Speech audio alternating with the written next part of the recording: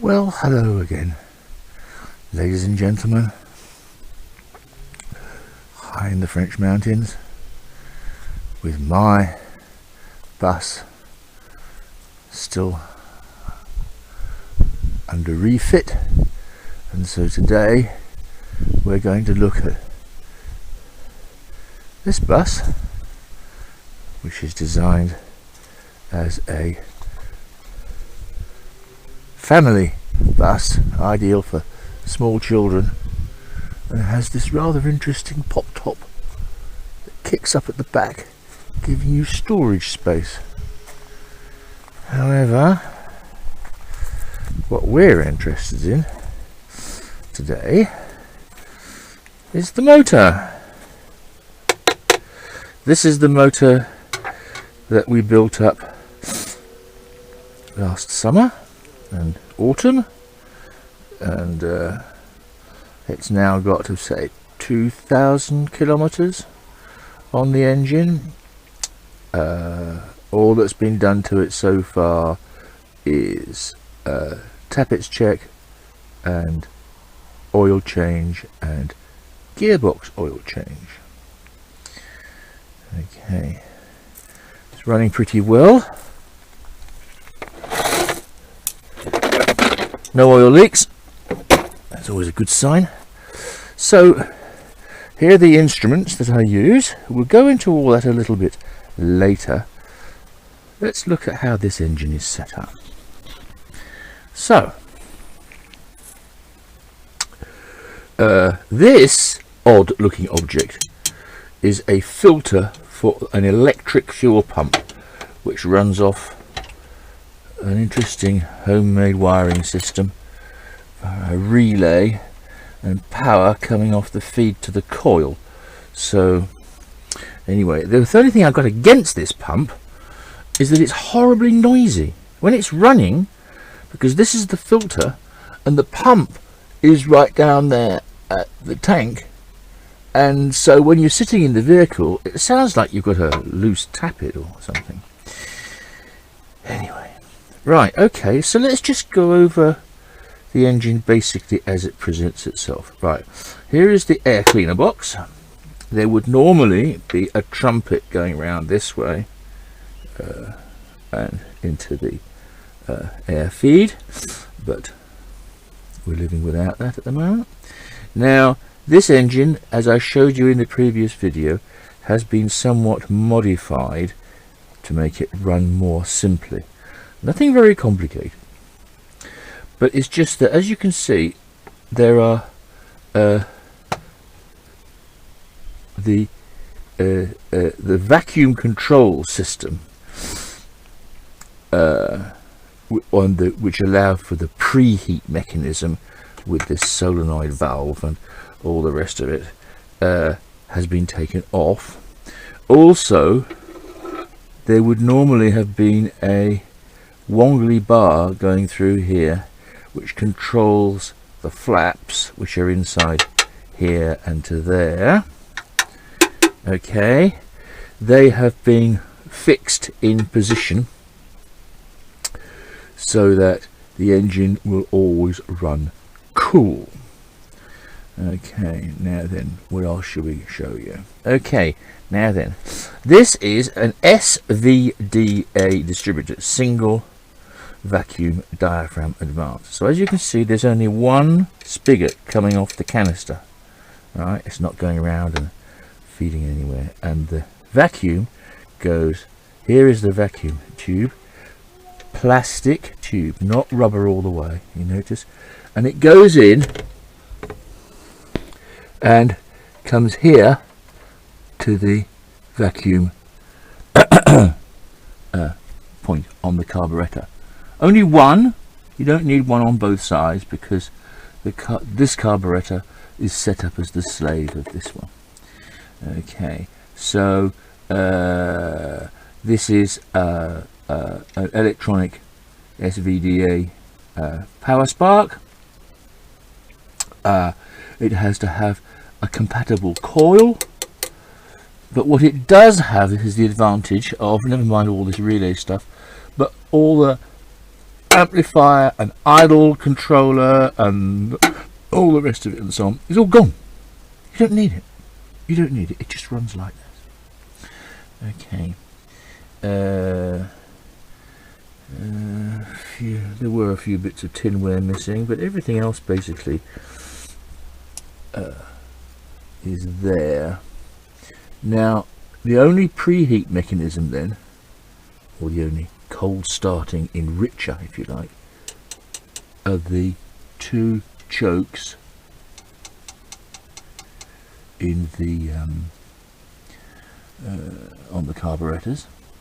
Otherwise, basically, it starts and runs and you let it warm up, because an air-cooled engine, especially an air-cooled engine, but any other, here, get a better look, look, see these are the big cast iron inlet manifolds, and until they are hot, the engine is not warmed up. When you start the engine, they will in fact go so cold because of the vacuum and the Venturi effect that they can actually freeze. You can actually get frost on them.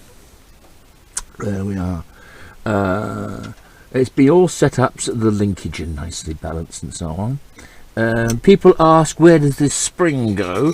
The spring goes on this arm, which is the real thing, but what happens is it gets horribly bent every time people take the engine out, and so it gets taken off and left behind, and they just shackle up this spring to anywhere they can. Okay, now we'll just talk a little bit about the instruments, because what I'm going to show you is how the engine runs at tick over and how to make sure everything runs correctly. And to do that, we use some quite old-fashioned instruments. Diagnostic analyzer that gives you everything to be able to read what you want to know. Here is my exhaust gas analyzer. This lets us know that we're not running too rich or too lean. Here is my carburetor vacuum gauge that shows us when you're just starting to pull vacuum at very low revs, and that's where you can set your timing. This is the carburetor balancing device, not very sophisticated, sits on the carb, has a device so that you can read that you're getting the same, basically when it's all taken down, where this sits on there, and that you suck it from the Venturi and you read each carburetor and you make sure that they're reading the same. You don't want one leading and one lagging. Here we are. So in here also, just put the stuff away, in here also so here is the oil pressure gauge.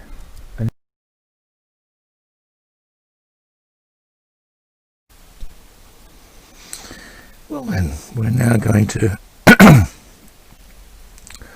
remove all the air cleaner and the such like. Now if you haven't, this is the first time you come across one of these, a few little hints and tips. Right, before you can take the air cleaner off, you must take the throttle bar off. Right, and before you take the throttle bar off, you have to undo the little clips, the little plastic clips that there, and there's another one, but you know, it's just the bottom ones you have to undo. It's not difficult. A little push with a screwdriver usually does the trick. Live demonstration. There it goes. Right, so that is now unclipped, you see, so it will now pull off here with the aid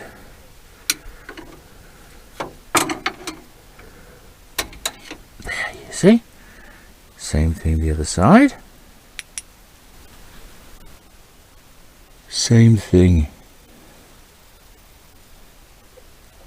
the other side. Oops, sounds a bit violent, but it's not. Right, that's unclipped now.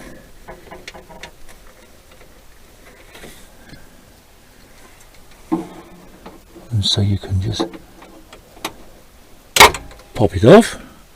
Right, now we undo the spring. It's quite a gentle thing, you know, and so on. Now I think we'll put the torch down. You've disconnected the crankcase breather tube. This has got a spring-loaded plastic ball which allows you to push in that way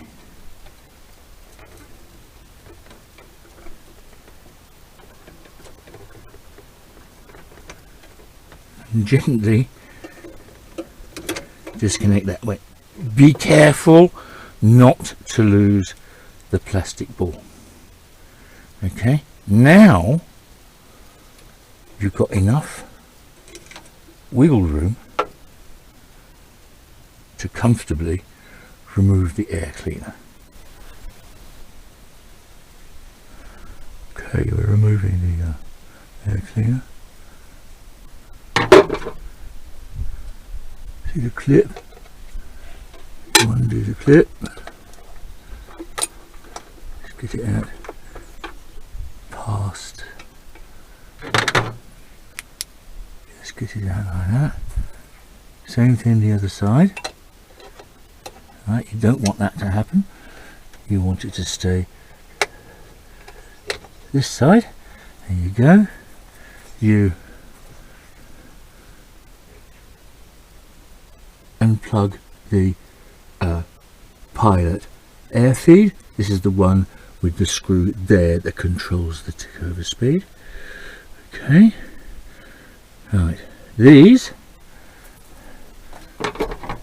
are a push fit and come off quite easily. One like that, one like that. I have cheated, I have actually opened these up. Right, so that now, live demonstration, the whole system should lift off cleanly.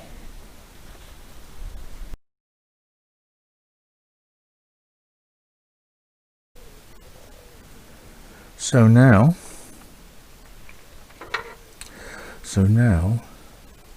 we have the air cleaner system removed so that we can see the pipe work in white feeding between the two carburettors, and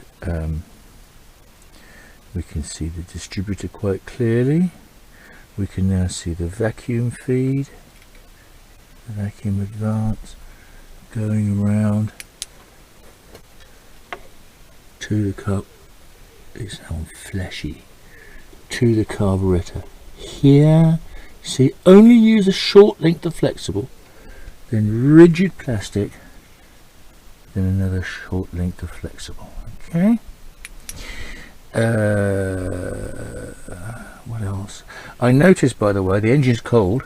This choke is closed up completely. This one seems a little bit reluctant, so I think I'm going to have a little look there. The problem is that the right hand chokes on these are getting very hard to find, which is a bit of a blow. Okay, let's carry on, because this engine was built up quite nicely. Right, that's the old top dead center timing lead, which you normally find trailing around and so on. That's been cut off. That you can use as a secondary timing mark. You can put a dauber, once you've got it all lined up and set up, you can then put a marker of Tipex and then a thing there, and it just goes, and you write 0 or 180 if you turn it around. So just makes life handy. Okay, this is the vacuum feed that would normally drive the whole air cleaner, pre-cleaner system. It has been banked off.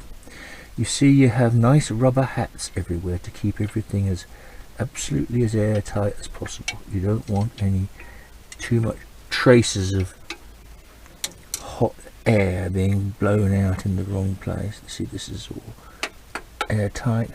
It's always a good sign when it's dusty, not oily.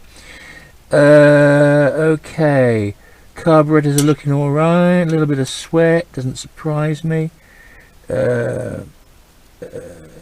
we've got silicon style fuel hoses because we use E10 petrol in France. There we are. The serial combi badge hides the preheater air cleaner intake. We don't need any of that anymore. What else can I show you? This is the brake servo, and the brake servo goes down to a big, can you see it? A big triangular T-piece. This is new, and the triangular T-piece feeds across all the way across the side. So that side, that's the inlet manifold balance pipe, and then this is the vacuum pipe to keep everything all set up nicely. And there we go. And here's your feed. This is your engine idle tick over, increase, decrease. You shouldn't have to mess around with anything else. If you've got the whole thing set up right, then you know that you had it right in the first place. Then there you go. Two things that concern me on this, on its setting up now, is that I noticed that this length of screw, while everything is fine on here, this length of screw here, oh, and it's loose, hello, is not the same as that length of screw there, you see. So I think we're going to need to check. There's something a little bit wobbly going on, and that one's obviously moved around a bit, so we'll have to get all these sorted out. There we go. Right, that's it for now.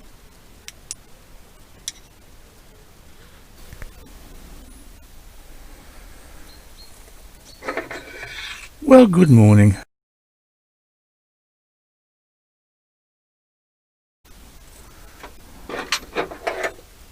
So now we have to remove the squirrel cage and this air hose so that we will be able to get right.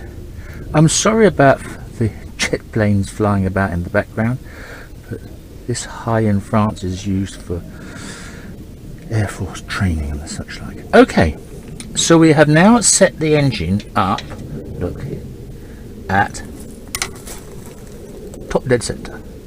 Okay, you advance, you turn the motor over, it's got a little 13mm head to the nut, which is not very clever. It's 24 on a CT engine, but you can just about do it to get your engine turned over to make sure that you're pointing to number 1. Look, here's number 1. See? Look, there's number 1. Number 1. Number 1. And there we are. So now that means that were you to be doing the checking the pre-tension or the pre-setting on the hydraulic tappets, now you would do number 1, and then you turn it round and so on. I've shown you this before in a previous video. We did this the other week on this engine when we did the oil change and the gearbox oil change, so I'm not going to go through that again. I might insert a little bit of video clip. Right, okay. We're going to have to take the spark plugs out. Little tips on taking spark plugs out. You see, it's a very long way down. Oh, here they come again. I'll have to pause this.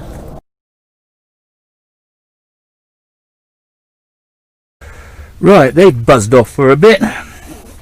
They're worse than kids on mopeds, these planes flying around. They're not allowed out of sight of their parents, and they've got to keep social distancing. So all they do is they just fly round and round and round till they run out of kerosene and they have to go home. Right, so it's a deep spark plug socket. Where's the look? See, full length with a hat to get a good seal. Very important. Now these can be quite fun if you're not used to getting them out, because basically once you've got the thing started, to make life easier, throws everything everywhere. If you put a piece of plastic pipe, say 10mm inside diameter, you can now wind out the spark plug nice and easily you can now wind out the spark plug. That's better. Nice and easily, and it won't drop. Okay. Right, so I'm going to go around all of these, make sure they're all good. Check spark plugs, obviously. And as I say, if you had all the spark plugs out, now is the time to do your pre-testers and so on. The preload on your hydraulic tappets. Right, it's now getting very hot, and those planes are still flying over, so I think I'm going to go indoors and go and work on that one. Do a little bit more. Bye for now.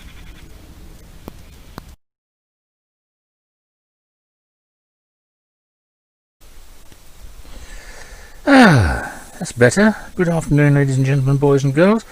The sun has now gone over to the other side, and a few clouds have come over, so that's much better. Okay, so what I was showing you before it got too hot was, here is the way to do your spark plugs. It's just a piece of pipe with a bolt in it, 10mm bolt, and it's a 10mm thing, and it just helps you guide the plug in and guide the plug out when you're doing it. Okay, now I've found spark plugs lodged inside tinware in the past. Right, what we're going to do now is a compression test. Right, a compression test. You've got 4 cylinders, 1, 2, 3, 4, and you go around and you do all 4. Obviously you have the ignition disconnected, and we want to see about say cold, say 130 all round, and then when it's hot it should go up to 150. So I'll just give that a spin over and you'll see. Okay, here we go.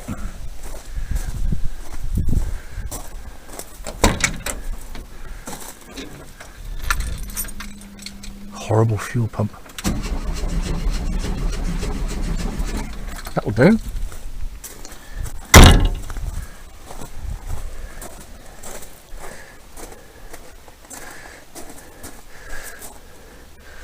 And so now we have 10 bar of pressure, very nearly 150 psi, which is good. That's fine. So what you do is you undo each spark plug, you do the compression test, and then when you've got all the spark plugs off, that's an ideal time to recheck your tappets, because it's so much easier to turn the engine over. Okay, so I'm going to put that back together, and then we're going to check the timing, and then we're going to check the carburation.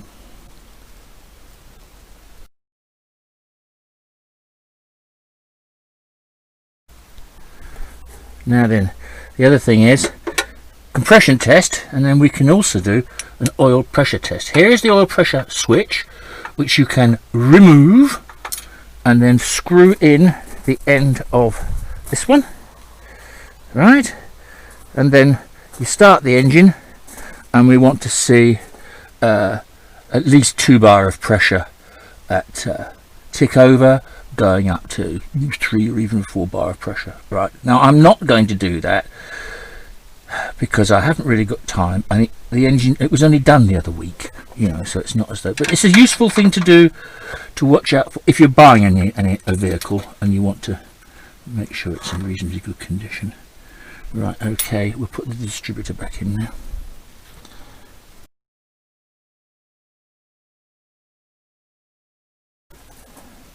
So now we can put in the spark plug. A little dab of copper grease doesn't do any harm. And let's just get the torch. So, putting in the spark plug, put it on the end of a little piece of tube, 10mm or 7/16 is good if you can find it, with a bolt to rigidify it up. And then you can see where you've got to go.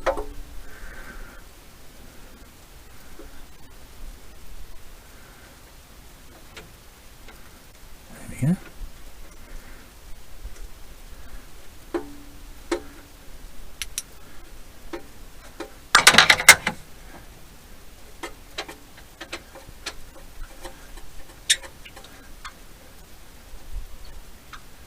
Tightens up so it's no longer loose.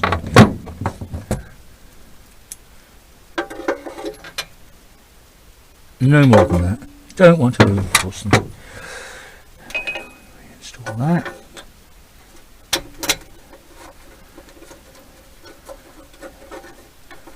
Okay, and now we can put it back together. I've checked that, and I've checked that sort of re-regulator there, and I've checked that there. Right, so now, well, what we'll do is we can, once we get the throttle linkages set up, we can do a voltage and continuity check.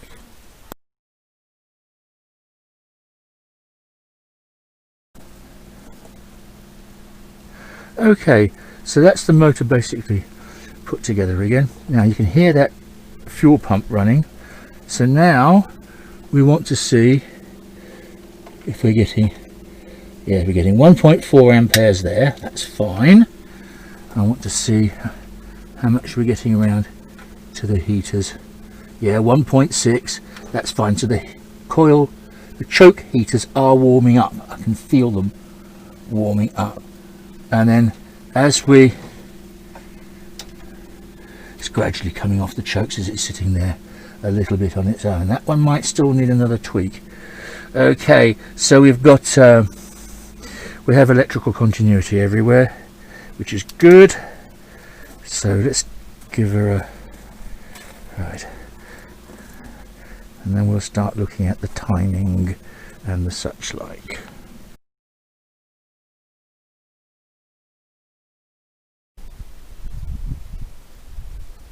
Right, now we can get ready to check the ignition timing. So we have a strobe,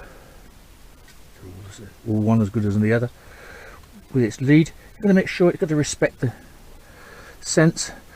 Run the strobe lamp off a separate battery, please, not the car battery, because otherwise you'll risk getting skewed by the generator. Okay, also you disconnect the vacuum advance on the distributor so it's not being pulled, not being biased, and you blank off the carburetor with a little bit of flexi pipe with a rivet in there. Okay, give her a start up. Okay, running a little bit lumpily because we've got the vacuum off and all the rest of it. The chokes are starting to open, which is good. Yes, they're nice and warm. There we are. Right, we're at 800 RPM. Now I hope you can see that all right. What's happening is that's the 8 degree before top dead center mark there, can you see? And it's 80 millimeters from the center of the screw to the thing is 80 millimeters. And if I accelerate, it'll stumble a bit because there's no vacuum advance, but you'll see the mark move to the left.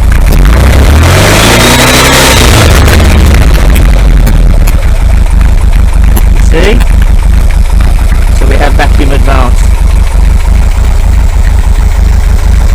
Okay, really good. Take the blanker off. Put the vacuum back on, and it'll run a little bit. There we are. Yes, 800 and a bit RPMs. Right. So what we have to do now is let that warm up, and then we can start looking at the emissions and the balancing of the carburettors.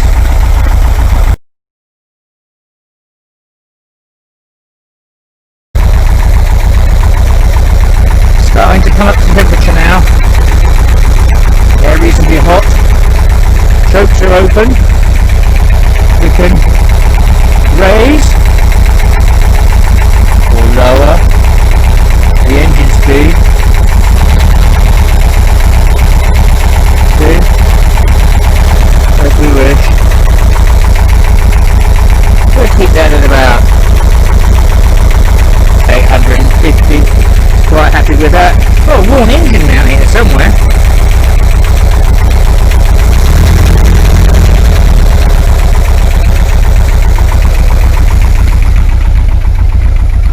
Right, now we get everything ready.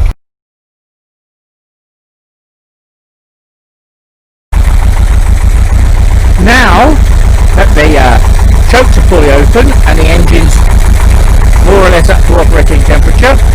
What we're going to do now is we're going to check that the amount of air flowing through each carburettor is essentially the same, which you will have already regulated way down here in a previous video. Right, so let's see what we've got. It's just, we're getting, let's make it a little bit higher.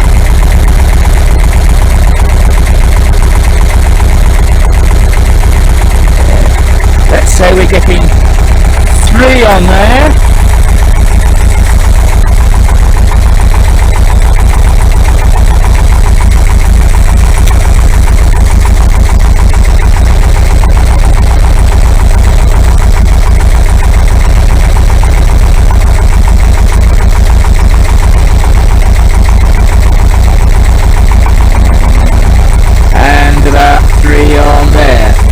Not far off.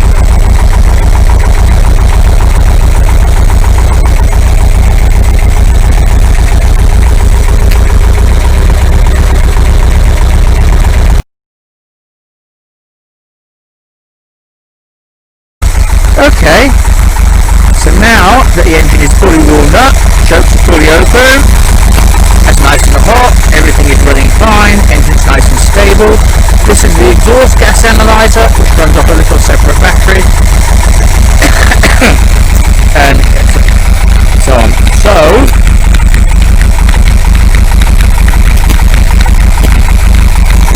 there we go.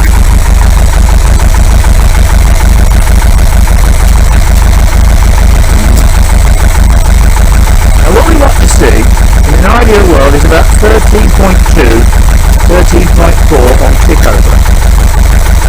So that way it's running very slightly lean and you'll get a good CO reading at the time of testing. An older engine like this, certainly in Europe, only requires to have the emissions tested at tick over.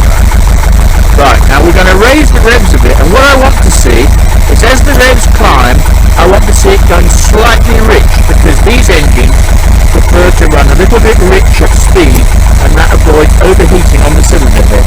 Right, here we go.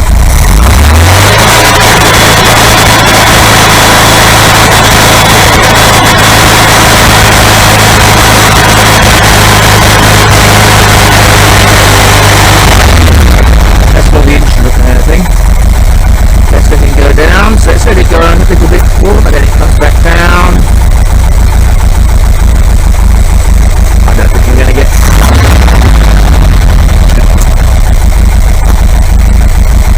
I don't think we're going to get much better than that. So I'm going to say this engine is okay, ready to go on holiday. And, well, there we go. If you have questions and I haven't explained things properly, then please let me know in the comments on the video or by personal message on the forums. There we go. Yeah, I'm happy with that.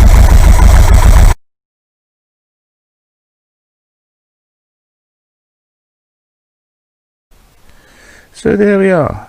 I think this brings to the end the CU rebuild series for the moment. This will be sort of part 5, and thank you for watching, and thank you for all your comments, and thank you for your subscriptions. It's all good fun. Thank you very much. Bye for now.